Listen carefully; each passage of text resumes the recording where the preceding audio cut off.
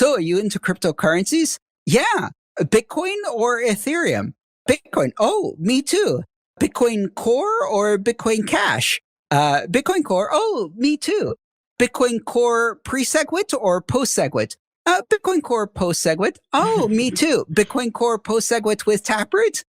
Oh, yeah. Bitcoin Core post-SegWit with Taproot. Me too.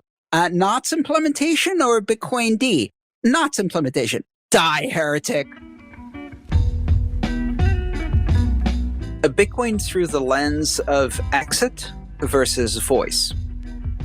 Exit versus voice is an iconic talk that Balaji Srinivasan gave in 2013. We'll link that in the description of the show. It described the power and necessity of being able to impact the system from within, or alternatively, the freedom to abandon systems which we cannot impact from within. If you lack the ability to exit, chances are good you also have no voice, because without the ability to exit, there is no or else that allows you to withdraw your consent from the system. In the past, we've discussed how the money we use is very much a slave to this same dynamic. The inability to move out of a fiat system, lacking Bitcoin, means you have little hope of a dysfunctional fiat system changing because there is no alternative. So, how do things change when we actually have an alternative? My name is Andreas M. Antonopoulos, and this is Speaking of Bitcoin. I'm joined, as always, by the other hosts of Speaking of Bitcoin, Dr. Stephanie Murphy. Hi. And Jonathan Mohan. Hey, hey. Adam is out this week. So the way I think of voice and exit, I don't know exactly where I first heard of it. This talk, even though as cool as it was not the first time that this idea was introduced.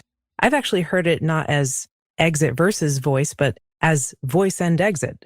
And I believe I've even heard of an event called like the Voice and Exit Conference or something like this. Maybe that's where I heard of it. But as far as I understood it, the idea is that this is how you make sure that your boundaries and your human rights and your autonomy and all the things that are sacred and important to us as human beings are kept intact and are not trampled on.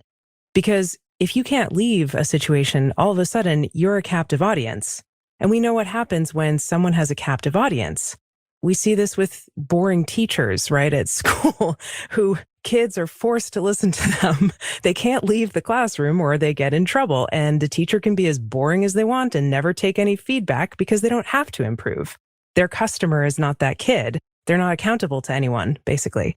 And it gets worse and worse. You know, if you think about an abusive relationship, for example, like on a personal level, if you're married to someone and you're legally bound to them and they're abusing you, yes, you can leave, but not in every country in the world. In some countries, it's very difficult or impossible to get divorced, right? Even if there is spousal abuse going on. In some cases, people don't consider what's happening to you abuse, even though, in other places in the world, they would consider it. So, if someone has a captive audience, they can get away with treating you worse. And the same thing with governments. I think we've posed the question on the show before, do we have an abusive relationship with government? And I could say you certainly have a captive audience when it comes to governments because there's a lot of people who aren't even elected. They're appointed. And in some cases, they're appointed to positions for life. And they end up making the rules that really affect everyone else's lives. I mean, look at just what's happening with COVID. A lot of the people making these rules are appointed. They're not elected, and they're making rules that affect everyone's lives that we have to follow. And so you can say that they have a captive audience and they're not really accountable to anyone.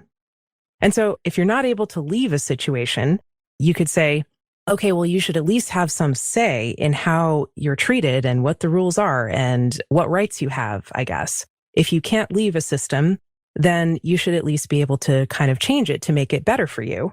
But if you can't change a system, it's basically like you have no leverage. And it's the same thing as having a captive audience.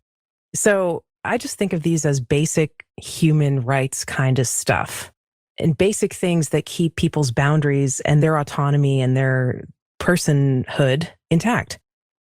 Well, the Balaji Srinivasan's particular talk started with voice, meaning that you start working within the system that you are in and you attempt to change it from within by using your voice and whatever political power you have.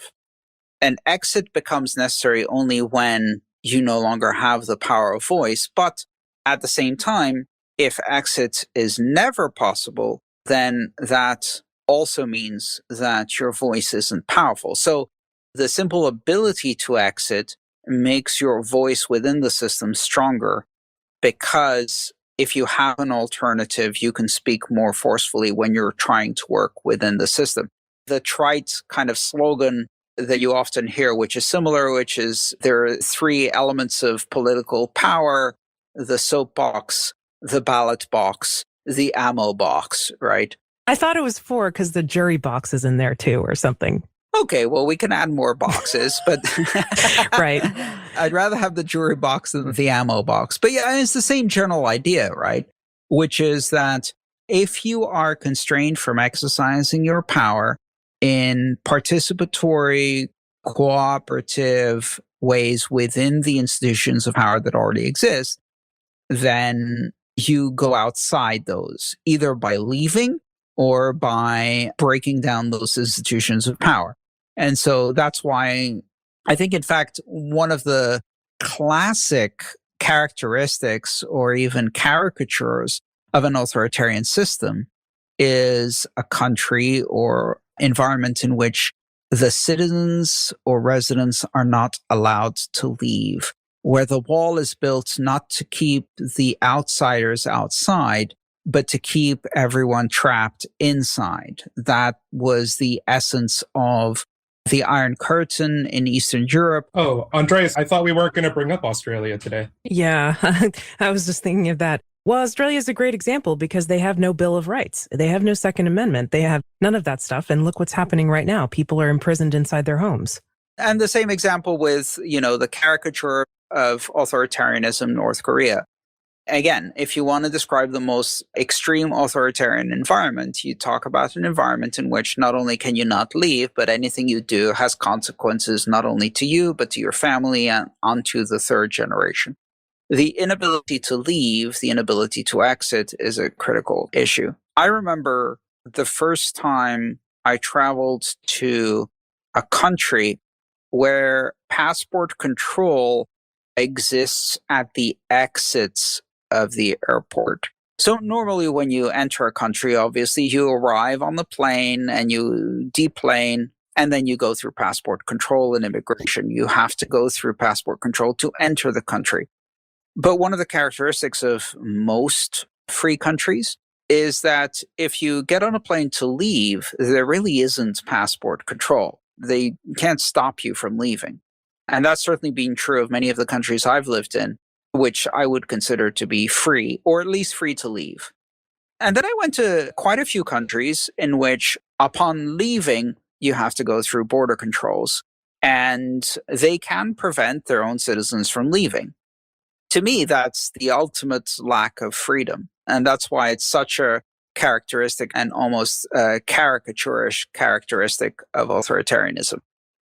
But also the concept of exit and voice, or voice and exit, don't just apply to the extremes. They apply in, very normal and routine ways that we may not even see it. So a lot of people talk about monopolies as a function of the free market that needs to be, air quote, reined in. But when you look at, coercion applied to the ability to exit, most monopolies only exist because there are straight state-based structures that maintain the cohesion of that Goliath. So you have like intellectual property rights and all these things that do not exist but for the state enforcing it, that otherwise the thing itself would have broke apart. And so one of the things that I like so much about Bitcoin was it sort of validated many of the beliefs I have, one of which was about intellectual property is the structure of the state, which is, even Bitcoin, with all of its network effects and all of its strength, without government edicts or government controls in order to stop it from disassociating it from itself, got to the point where a minority of the actors within it said, actually, do you know what? We're going to voice ourselves. We don't like this and we're going to exit. And it wasn't, they decided to keep going in perpetuity until it turned into AT&T. That was the free market itself deciding to break apart a monopoly, right? I'm not to say that Bitcoin Core is bad, but you don't need a company to have 50,000 patents with a shareholder board that owns the entire world, and then you wait for the government to break them up into 20 pieces. The Bitcoin world shows that, in a truly free market where people have the rights to associate and disassociate whenever they want, that voice and exit applies, and even makes a better society and a better product, because you don't even get monopolies, because monopolies inherently start to dissolve themselves. That's a great example. And to clarify for the listeners who may not be familiar with this particular aspect of history, what Jonathan's talking about is the ability that exists in most blockchains to simply fork. Forking simply means if you change the rules and you have enough of a minority to be able to sustain a new set of rules, no one's going to necessarily follow you, but you can exit. And you exit by changing the rules and then forging your own path, which diverges from the original blockchain at the point of a fork, creating a fork in the road from which the name comes. And this happens very spectacularly in Bitcoin in 2017, August 2017, with the fork of Bitcoin Cash. Then again, with the fork of Bitcoin SV or Satoshi Vision from Bitcoin Cash. It also happened in Ethereum with a split from Ethereum Classic that occurred when the DAO was not bailed out by Ethereum Classic, but was bailed out by Ethereum. And it's also happened in a number of other chains. Another interesting example is Steam being essentially forked into Hive, which was almost a user-driven revolt over some changes in the ownership around the Steam controls. So this is a perfect example of why, in the blockchain space at least, exit is always an option. No one might follow you if you fork away, but you can. You can always change the rules, change the code, and choose to exit. Of course, forks is just one way of exiting. You can also simply sell all of your cryptocurrency and buy another one and adopt the rules of a different chain. There's thousands to choose from, and you can pick whichever one you want. It's a voluntary system in which the chain that you participate in is the one whose rules you voluntarily adopted, and you adopt them only for as long as you wish to add your economic activity to that system. So it's the ultimate system where exit is always allowed. To put it into a legacy metaphor, imagine if 8 or 9 years ago, when Google literally removed "don't be evil" from their core values, if the 10 to 20% of shareholders that were fundamentally disturbed by that were able to take a perpetual free royalty to all of the IP of Google proper and created their own company and just forked Google and said, well, we're going to maintain this concept of don't be evil and not being totalitarian. You obviously can't do that, but in the blockchain community, you can. In fact, as far as even keeping the name and calling it Google Malevolent. No, they would have to call the good one Goodgle. Goodgle. Oh, that's even better. And then there'd be a whole argument about which one is the real Google. Is it Goodgle or Badgle? Goog-evil. Yeah. And to your point, Jonathan, intellectual property wouldn't have allowed them to do that. Whereas in Bitcoin, effectively that's exactly what happened, down to the kind of semantic arguments about who is the real Bitcoin. And of course, the ultimate answer is that's an entirely subjective answer. The real Bitcoin is the one that you've chosen to believe is the real Bitcoin and whose rules you've chosen to voluntarily adopt by joining that blockchain. It doesn't matter what the rest of the world is.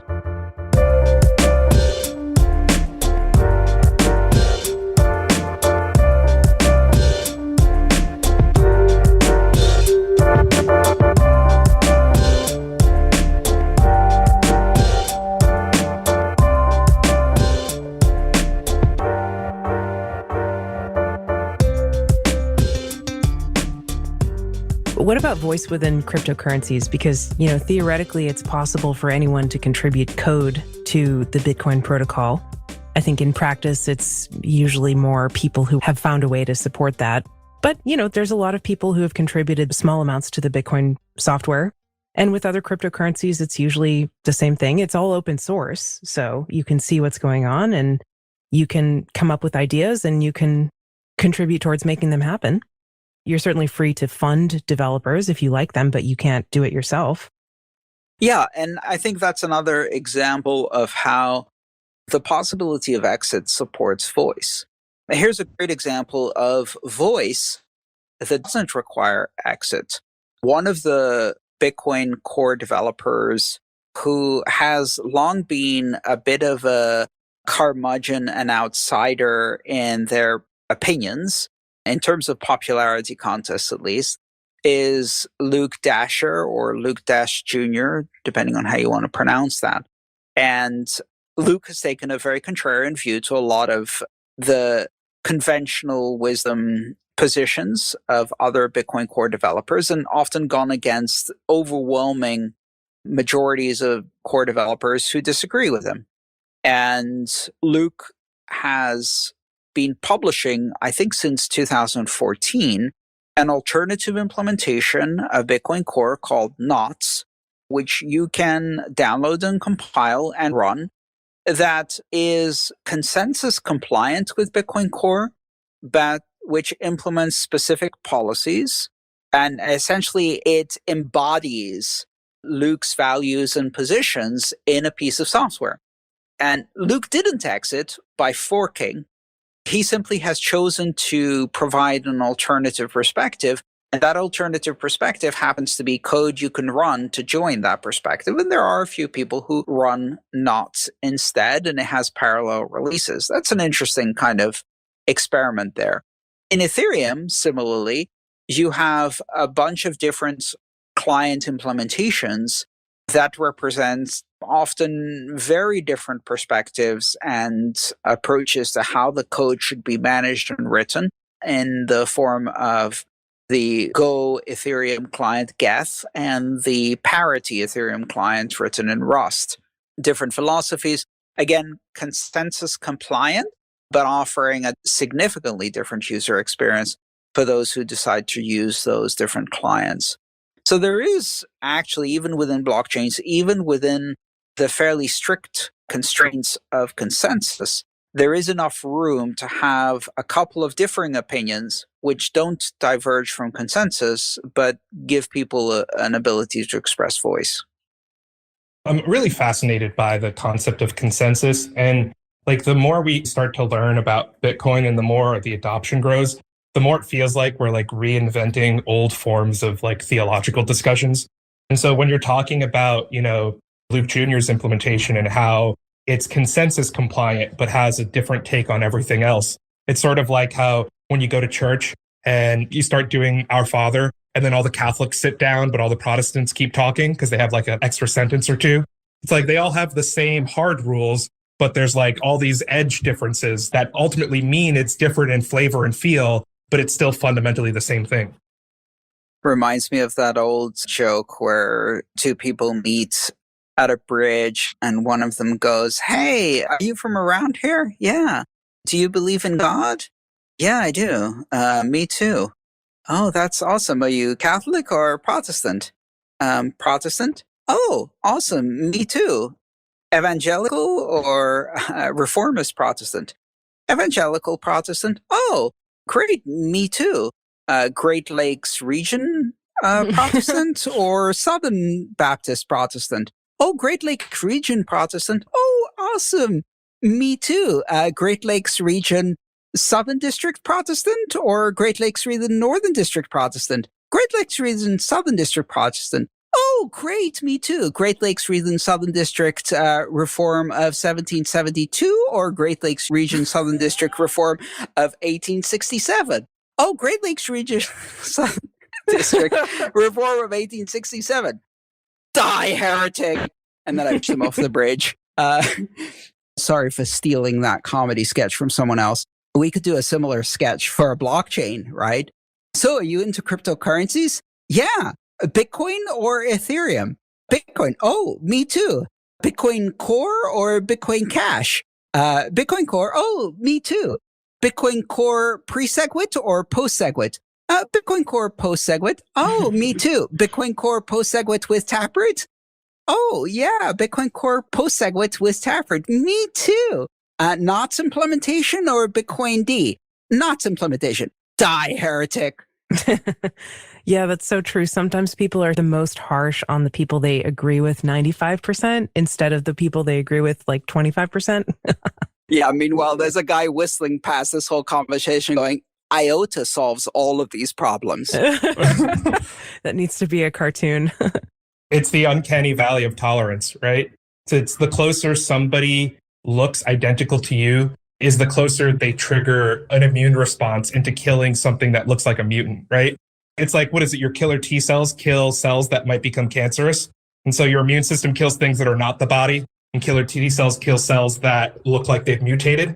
It's sort of like the closer you become identical to another person, the more you go from not activating their white blood cells, but activating their killer T cells into killing something that looks like it's mutating.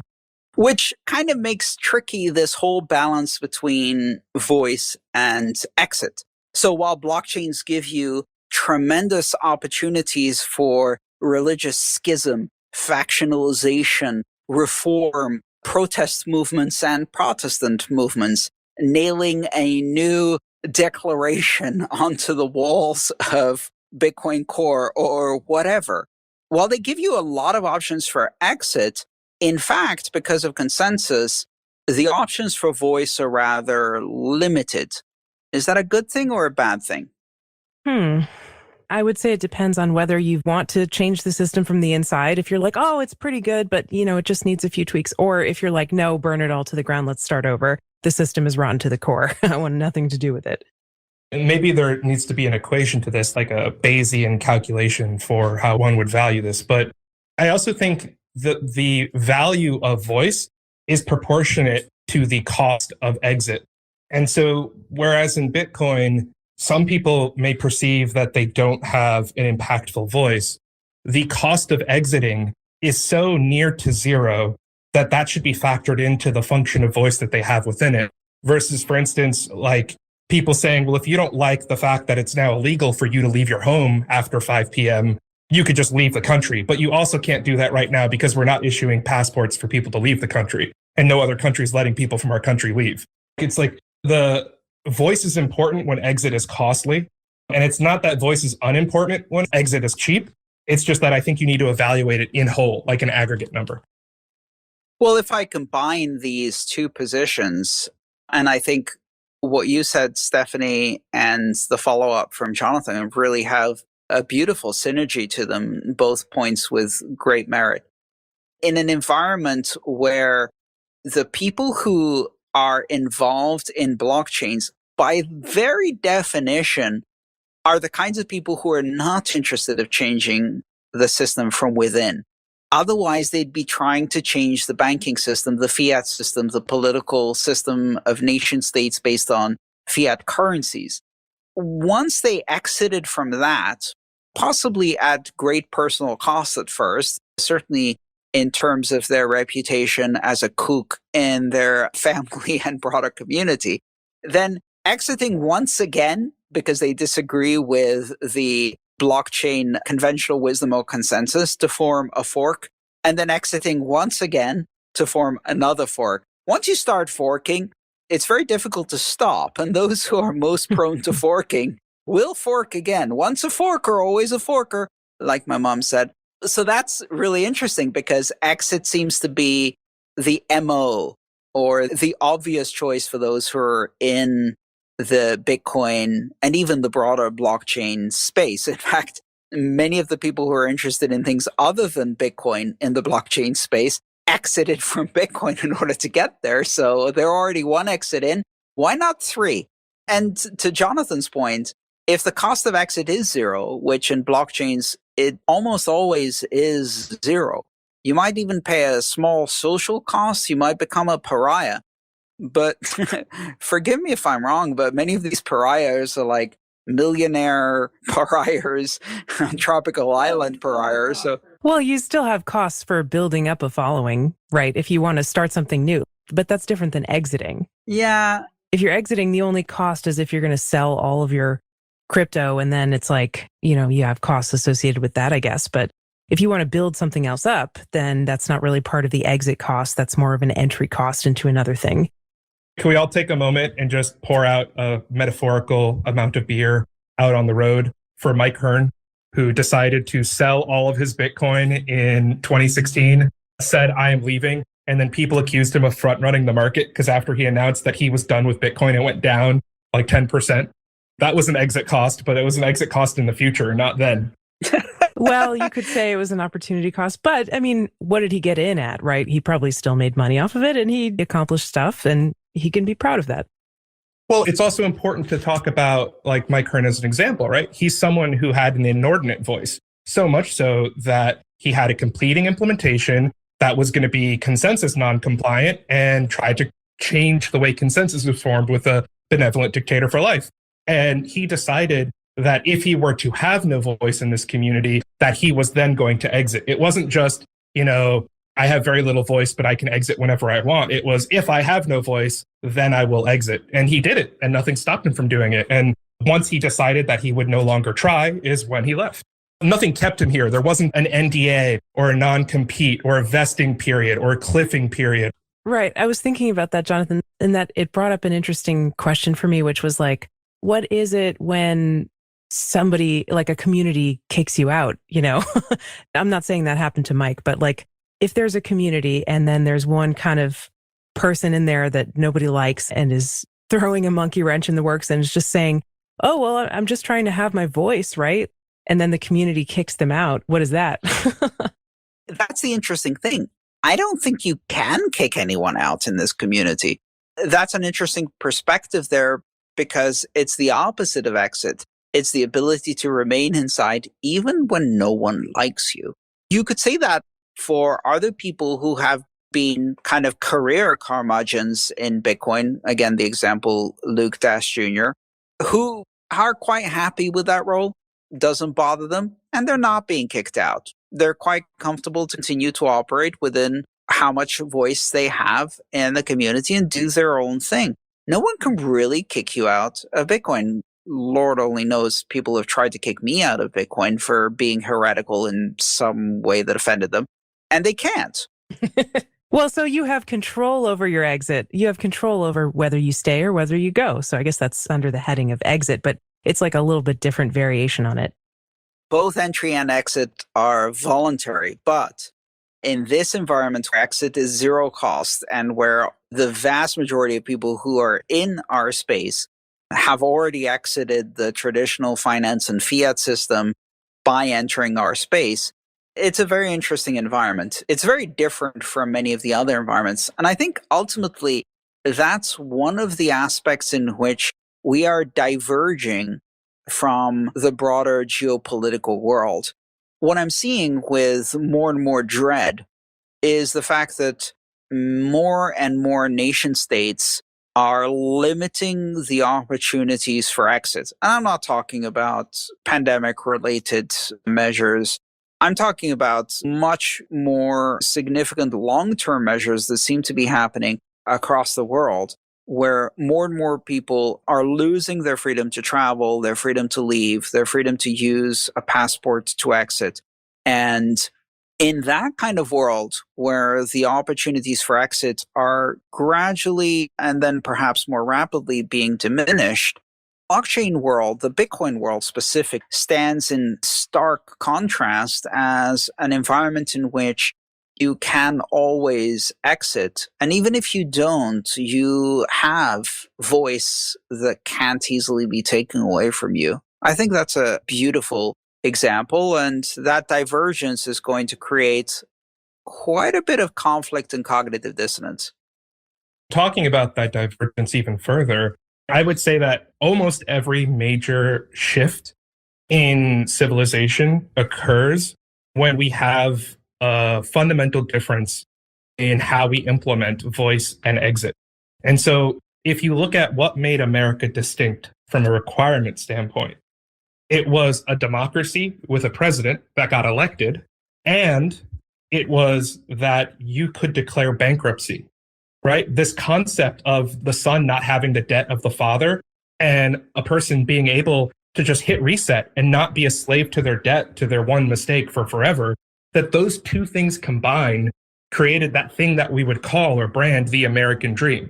And it's whenever we iterate another phase shift in how you can express your voice and how you can exit, that we create new types of community and more growth in what it means to be people. And I think that whatever the delta was between the British debt slavery and kingdom to America's democracy and bankruptcy, I think blockchain provides, because everyone can have a voice that's based upon merit. And to the extent that they don't like that structure, they can leave at any time and retain the same level of involvement that they had from before. And so I think it's the same difference in exit and voice freedom.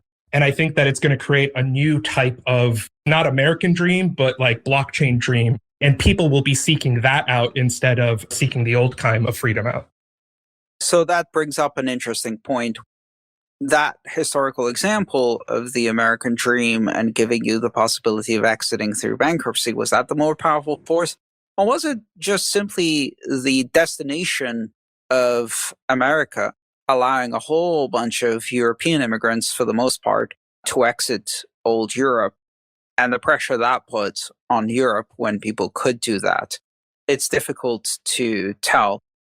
Nowadays, I think exit is, to Balaji Srinivasan's talk, much less a physical act. I think that was one of the big points of his talk, was that in the past, exit was very much a physical act, and that carries significant costs, financial costs, but also disruption, community loss, etc., etc. If you can, at some point in the future, maybe that's already possible, exit without moving, exit virtually, exit financially, exit professionally, without exiting geographically, does that change the power of exit? Anyway, if you're interested in some of those thoughts, it's really worth watching that particular talk with Balaji Srinivasan. We'll link to that talk in the show notes so you can do a deep dive. And that's all the time we have for this episode of Speaking of Bitcoin. Thank you very much for listening. Today's show featured Jonathan Mohan, Stephanie Murphy, and myself, Andreas M. Antonopoulos. Adam B. Levine was out for this week. This episode featured music by Jared Rubens and Gertie Beats, with editing by Jonas. You can send us an email at adam@speakingofbitcoin.show, or leave us a review on your favorite podcast player. Until next time, thanks for listening.